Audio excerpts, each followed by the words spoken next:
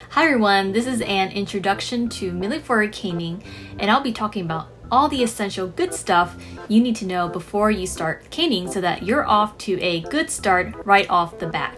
Milliphory caning is one of the most popular polymer clay techniques to learn, which is based on an ancient Roman glass technique that creates a horizontal rod of multiple colored pieces arranged in a bundle to form a pattern or image when viewed at each end. One simple way to describe milliphory caning is to think of yourself as sculpting an image along an horizontal plane, forming a cane. And each time you slice the cane, you get a copy of the image. Where should you start with milliphory caning? If you're new to caning, it's best to start with simple canes and then work your way up to more complex pieces. If you're gonna spend countless hours on a complex design and shape, you want to make sure you already have a good idea of how your clay might behave once assembled together, sliced, and when applying cane reduction techniques. You also want to familiarize yourself with how your choice of clay brand might affect the caning process. For example, firmer clay brands may be easier to cane with because they're less sticky, but may have a shorter shelf life. Knowing where you stand on the basics will allow you to be more efficient and save time as you progress in level of ability with caning.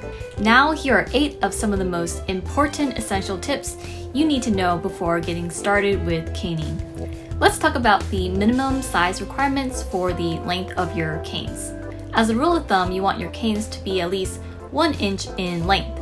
Shorter lengths can make assembling more detailed patterns difficult.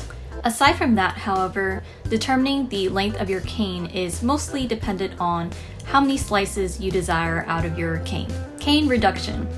Once you make your cane, you'll need to employ a technique called cane reduction, which consists of various compression techniques with your fingers across the entire surface of your cane to reduce its size. In my polymer clay canes for beginners video, you learned that this helps eliminate air bubbles and gaps between layers of clay in your cane and allows you to create various different sizes out of a single cane.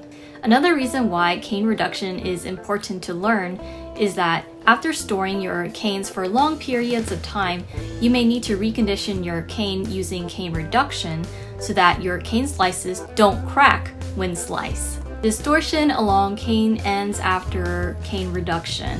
After reducing your cane, you might notice some distortion along the ends. This is normal and usually requires a few cuts to reveal the undistorted clay. Though, the better you become at reduction through practice, the less distortion you will have to cut off from the ends of your canes. A cool hack is to add some scrap clay to the ends to get the most use out of your cane design. Just use 2 layers or more of scrap clay from the thickest setting of your pasta machine to add to the ends prior to resting your cane so that it firms up with the rest of your cane. Then you can reduce it, and after the reduction process, you can slice off the scrap clay, maintaining even firmness before cane reduction. It's important to have consistent clay firmness throughout all areas of your cane before applying reduction techniques.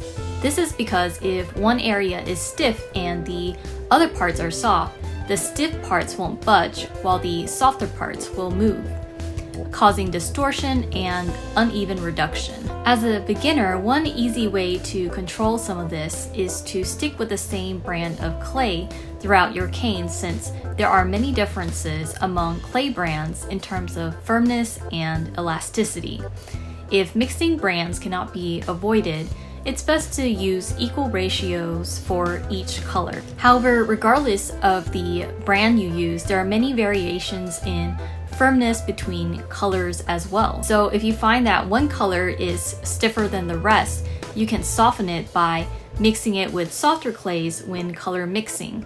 Or if you are going for a pure color, you can mix in soft translucents instead. The last tip for maintaining consistency is for canes that take a long period of time to create. Canes that can take several hours or even a course of several days will have an uneven consistency because The areas you work on first will be stiffer than the areas you work on last. To resolve this, after you create your cane, you want to let it rest for a few hours or even days depending on how long it took you to make the cane before you reduce it. This allows the rest of the clay to catch up and have the same level of stiffness throughout. When slicing canes, it can be quite the challenge to get a clean, crisp cut without pinching the clay with the pressure of your blade. This is because most clays will be too soft to slice immediately after being created. That's why it's important to let your cane rest for a few hours before you slice it. Untouched clay will regain firmness. If you don't want to wait that long, you can freeze your cane for 10 to 15 minutes before slicing. Clay thaws quickly, so you may have to refreeze for larger canes. Canes will stiffen over time, so it's important to choose the right clay brand for the project. Or be aware of how soon your cane needs to be used up before it gets too stiff. On one hand, firmer clay brands are easier to work with and produce better detail. On the other hand, those canes may have a shorter shelf life than those made from less firm clay brands. This is because firmer clay brands are stiffer after long periods of rest and may be harder to recondition. If you try to slice a cane after it has stiffened, the slice may fracture if you try to condition it, especially if it's cut really thin.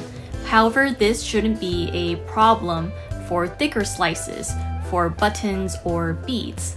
Though in that case, you want to drill holes after it's baked. So if you plan to use your canes way into the future, keep in mind that you may have to reduce the size of the cane in order to recondition it. If reducing the cane size isn't desired, you may consider constructing canes from clay brands that have a longer storage life. The brand Kato, which is considered one of the best firm clay brands for caning, also has a good shelf life. It takes a year or so before it starts getting hard. For a soft alternative, you may also want to consider Fimo Soft, which has the least amount of blade resistance when slicing. Compare this with Primo or Sculpey 3, which just squishes when you try to slice it. Storing canes. Storing canes is fairly easy. They do not need to be wrapped, but they should be stored in plastic containers compatible with uncured polymer clay to protect them from dust and lint and kept away from heat and light when not in use. Make sketches for complex caning. When creating a complex cane, it may be helpful to sketch the pattern on paper first. Then you can enlarge or reduce that pattern on a photocopier or scanner as desired and place it under clear tempered glass to use as a guide when creating and assembling components for the cane. Lastly, let's talk about the uses for Millefiori caning. With thicker slices from Millefiori canes, you can pierce the center or sides to turn them into buttons or beads. You can cut thinner slices and place them over base layers of clay to create veneers for decorating various surfaces. For example, here is a veneer I created out of rectangular cane slices I arranged together to create a basket weave pattern in my polymer clay canes for beginners video. Thanks for watching. I hope you enjoyed these essential tips before you get into caning, and if you learned something new, please give this video a thumbs up and